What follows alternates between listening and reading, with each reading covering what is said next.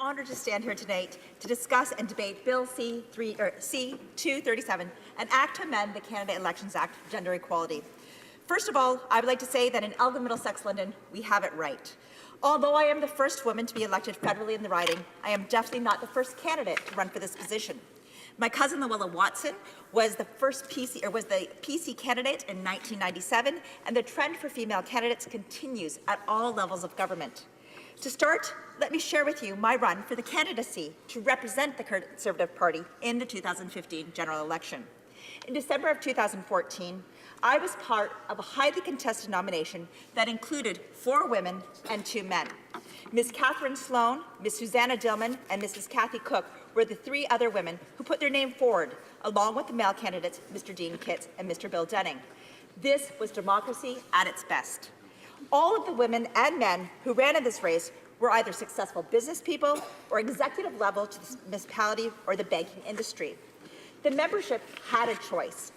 Then moving into the federal election, I was part of a 5-person race that included Liberal candidate Lori Baldwin-Sands and Green Party bro, as she called herself, Rona Morgan, as well as male candidates Fred St. Clair for the NDP and Michael Hopkins for the Christian Reform Party. In this situation, 60% of the candidates in the federal election were female. In the surrounding ridings, both London North Centre and London Fanshawe had female candidates representing the Conservative Party, and following the general election, 3 out of the 4 members of Parliament are female, albeit from 3 different parties. But my point truly is that this is about democracy. When taking this discussion back to the members of my board, I received great feedback from many individuals. I feel that this bill is not only undemocratic, but actually belittles my own victory as becoming the candidate for my party and then the Member of Parliament. Yeah. I don't see myself as a second-class candidate, but this bill would potentially make me feel this way, and this shouldn't be just about gender. Does my merit and hard work not count? A survey completed in 2014 over a 6-year span by Abacus Data observed the following.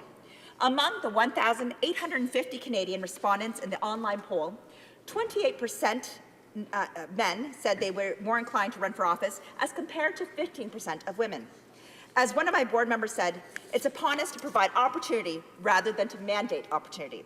Another of my board stated, I want the most qualified person in office, not some token woman there to fill a quota. Yes. And another stated, it isn't quota, it is the best person for the position.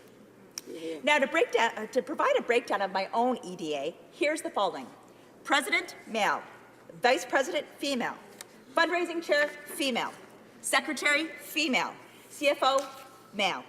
The board has a very equal number of men and women and allows us to have incredible discussions. And let me be straight, with women like Betty Crockett, a true pioneer to the banking industry as one of the first female banker managers, women on my board are listened to. Their experience and expertise is heard. Their ideas are part of a constant discussion. Now, when I look at the provincial level in my riding, the similar things occurred when comparing them to my federal nomination. 2 of the 5 candidates were women. One, the mayor of the municipality of BAM, Lynn Aker, and the other, deputy mayor of Thames Centre, Delia Reish.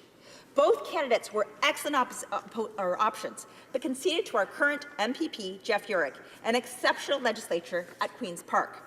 Would I want to replace Mr. Urick because he was male? Absolutely not. Now, I'll tell you on an aside, he's going to be laughing right now because, yes, every day I tell him, let's get rid of him. He is an excellent member of Parliament, or member of the legislature, representing the people of Elgin, Middlesex, London, and as the health critic for Ontario. He is incredibly reliable representative and an excellent counterpart to my role as the federal member. And this is about democracy. It gives people the right to run for nomination, the right to run as a candidate in the federal election, and the right to serve as a member of Parliament if elected. But here in the House, I am proud to stand with our interim leader, the member from Sturgeon River Parkland. She was elected from a slate where 1/2 of the candidates were female. Members of our caucus elected her because people believe she would be the best leader. As we start moving toward a leadership race, many names are circulating, including many excellent female candidates. At the end of this, regardless of the gender of the leader, we need the best leader to lead our party. This isn't about men versus women. It's about leadership for our communities, our ridings, and our country. And let's look at some of the women that currently sit in the House of Commons representing their ridings. I believe that the member from London Fanshawe was not elected because she was a woman, because the people in her riding believe in her.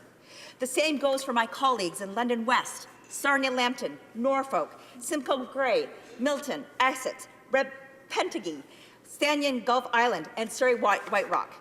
These are representatives from all parties currently sitting and elected to the House. I believe if we asked each and every one of them, they would say they were elected not because of their gender, but because they were the best for the job and their constituents believed in them. We are talking about people making some people eligible for a job, therefore making some people ineligible for a job. Like my own nomination race, and I believe that of many others, is about growing support in your riding, selling memberships to make people eligible to vote, and getting the vote out. Why should this be any different for men than it is for women? Why should we make men ineligible to vote in order to meet our quota? All of this being said, I do not know the stats, or I do know that stats indicate that you need a minimum of 30% sitting on a board table to make a real difference. In a country where our population is 52% women and 48% men, would the simple math not put women in the majority for making the decisions of Canadians when voting?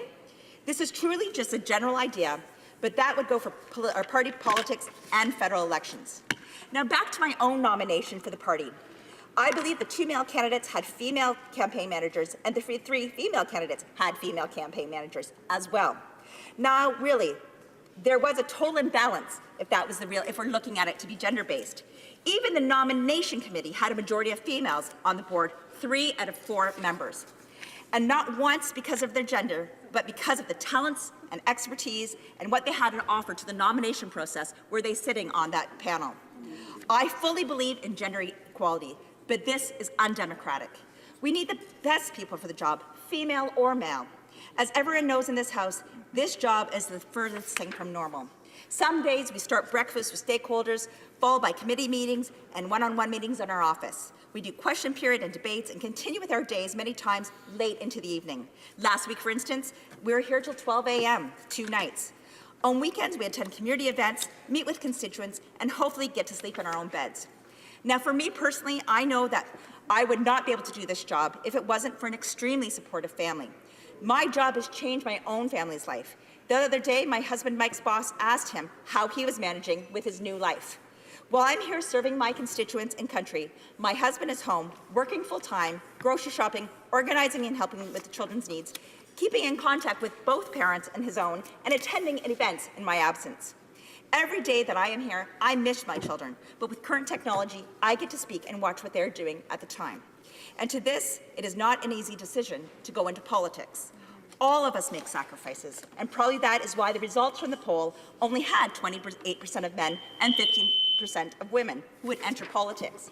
And at the end of our day, our job is to encourage people to run for public office, not to mandate it. Thank you very much for your time.